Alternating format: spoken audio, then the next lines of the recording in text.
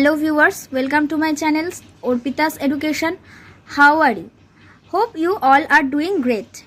So today I will teach you the use of feel like. The use of feel like. তো দেখো বন্ধুরা, আমরা আমাদের দৈনন্দিন জীবনে কিছু বাক্য ব্যবহার করে থাকি, কিছু ইচ্ছা বলে থাকি। সেই ইচ্ছাগুলো যখন আমরা ইংলিশে ট্রান্সলেট করব, কিভাবে করব সেটাই আজকে আমি তোমাদের বলবো। তো আমরা অনেক সময় আমাদের বলে থাকি যে আমার এখন খেলতে ইচ্ছা করছে, আমার এখন বিরিয়ানি খেতে ইচ্ছা করছে, আমার এখন নোভেল পড়তে ইচ্ছা করছে বা উপন্যাস পড়তে ইচ্ছা করছে। তো এই ইচ্ছা করছে এই বিষয়টা যখন আমরা ইংলিশে ট্রান্সলেট করব তখন আমরা কিভাবে করব?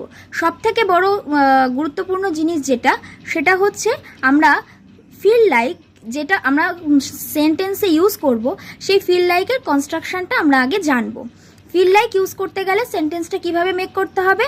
ফার্স্টে সাবজেক্ট, তারপরে ফিল লাইক, তারপরে ভার্ব, তারপরে আইএনজি।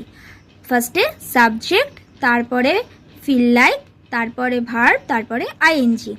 এটা করার পর যখন আমরা করব সেন্টেন্স মেক, তখন কিন্তু আমাদের খুব সুবিধা হবে। তাহলে আমরা কিভাবে সেন্টেন্সটা মেক করব আমি তোমাদের এক্সাম্পলের মাধ্যমে জানাচ্ছি। আমরা বলবো ফার্স্ট একটা বাক্য, সেটা হচ্ছে তো আমার এখন বিরিয়ানি খেতে ইচ্ছা করছে। তো আমি এটা কিভাবে বলবো? I feel like eating biryani. I feel like eating biryani. আমার এখন উপন্যাস পড়তে ইচ্ছা করছে। তাহলে এটা আমি কিভাবে বলবো? I feel like reading novel. I feel like reading novel.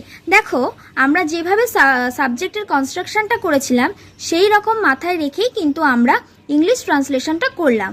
ফার্স্টে সাবজেক্ট, তারপরে ফিল লাইক, তারপরে ভার্ব, তারপরে ING. So thank you. If you like this video, so please subscribe my channel and support me.